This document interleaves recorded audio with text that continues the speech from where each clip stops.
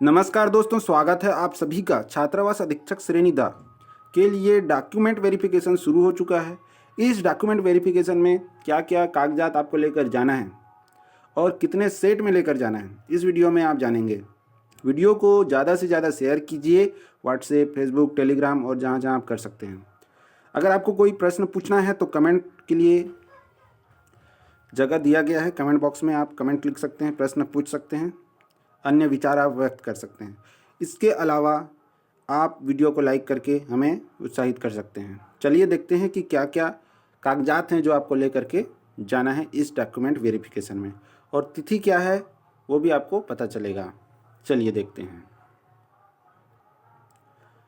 कार्यालय आयुक्त आदिम जाति तथा अनुसूचित जाति विकास, ब्लॉक 4D, भूतल, इंद्रावती भवन, नवा रायपुर, अटल नगर, छत्तीसगढ़ से प्रेस विज्ञप्ति जारी किया गया है। छत्तीसगढ़ व्यावसायिक परीक्षा मंडल रायपुर द्वारा छात्रावास अधीक्षक श्रेणी द के चयन हेतु दिनांक 15 सितंबर 2024 को आयोजित परीक्षा के परिणाम घोषित किए जाने के फलस्वरूप अभ्यर्थियों के वरीयता के क्रम में दस्तावेज सत्यापन हेतु अभ्यर्थियों की सूची जारी कर दिया गया है।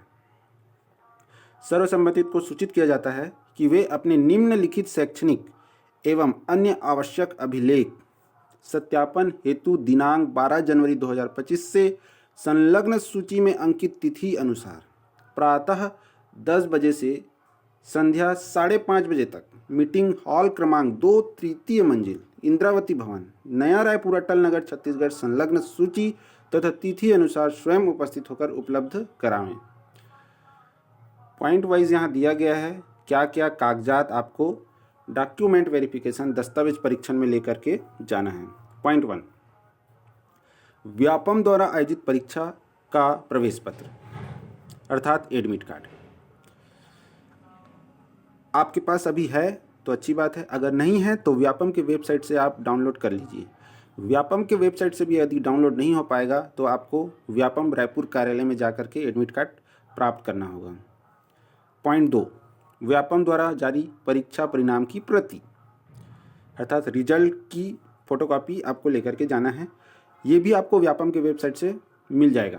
किसी कारण से अगर नहीं मिल रहा होगा, क्योंकि परीक्षा सितंबर में हुई थी, किसी कारण से हट गया होगा, तो आप व्यापम रायपुर कार्यालय में जाकर जरूर प्राप्त करें। पॉइंट 3, यहाँ 2 लिखा है, पॉइंट 3 है वो। पॉइंट 3, हाई स्कूल एवं हायर सेकेंडरी स्कूल सर्टिफिकेट परीक्षा की अंक सूची अर्थात 10वीं एवं 12वीं परीक्षा की अंक सूची लेकर जाना है। पॉइंट 4, मूल निवास प्रमाण पत्र डोमिसाइल सर्टिफिकेट आपको लेकर के जाना है। पॉइंट 4, स्थायी जाति प्रमाण पत्र, आरक्षित वर्ग अन्य पिछड़ा वर्ग का शपथ पत्र भी लगेगा। और किसी कारण से आप स्थायी जाति प्रमाण पत्र प्रस्तुत नहीं कर सकते हैं तो आप सामान्य कैटेगरी में गिने जाएंगे, सामान्य कैटेगरी में काउंट हो जाएंगे। तो अगर स्थायी जाति प्रमाण पत्र है तो लेकर जाएं। और मान लो आपने ओबीसी से भरा है या एसटी एससी से फॉर्म भरा था, लेकिन आपके पास अभी की स्थिति में स्थायी जाति प्रमाण पत्र नहीं है तो भी आप जाएंगे, लेकिन आप सामान्य कैटेगरी में काउंट हो जाएंगे। पॉइंट 6, अन्य पिछड़ा वर्ग के अभ्यर्थियों का आय प्रमाण पत्र भी यहाँ पे मांगा गया है अन्य पिछड़ा वर्ग के अभ्यर्थियों के लिए।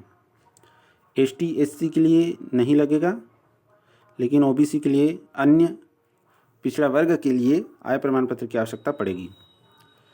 पॉइंट 7, यदि भूतपूर्व सैनिक के लिए आपने भरा था, अगर आप भूतपूर्व सैनिक थे और आपने फार्म भरते समय भूतपूर्व सैनिक चुना था, तो भूतपूर्व सैनिक का सेवा प्रमाण पत्र डॉक्यूमेंट वेरिफिकेशन के समय आपको दिखाना पड़ेगा, तभी आपको भूतपूर्व सैनिक कोटा का लाभ मिलेगा, आरक्षण का लाभ मिलेगा।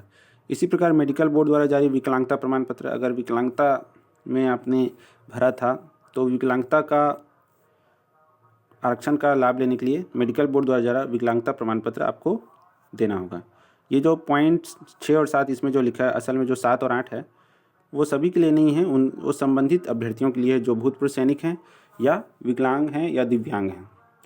पॉइंट 9, पासपोर्ट साइज का छायाचित्र अर्थात फोटो जो कि वर्तमान में खींचा हुआ होना चाहिए, ज़्यादा पुराना नहीं होना चाहिए, इसी या फिर हाल ही में खींच के लेके जाओ, ऐसा होना चाहिए। और अब बात आती है कि कितने सेट लेकर के जाना है। तो स्पष्ट यहाँ लिखा है, सभी अभ्यर्थी मूल दस्तावेज की 2 छाया प्रति, यानी कि आपको 2 सेट बना लेना है उपरोक्त सभी दस्तावेज की, और उसे स्वप्रमाणित भी जरूर करें, या स्वप्रमाणित नहीं करेंगे छूट जाएगा तो दिक्कत हो सकता है। तो उसको सेल्फ अटेस्टेड करके आपको वहाँ पे लेके जाना है, और ओरिजिनल लेके जाना है, और 2 सेट में छाया प्रति यानी फोटोकॉपी लेकर के जाना है। तो ये थी जानकारी RS बोई, अपर संचालक आदिम जाति तथा अनुसूचित जाति विकास, नवा रायपुर नगर छत्तीसगढ़ से आज जारी किया गया है। वीडियो को ज़रूर शेयर कीजिए, लाइक कीजिए, कमेंट में अपनी बातें लिखिए, प्रश्न पूछिए। धन्यवाद।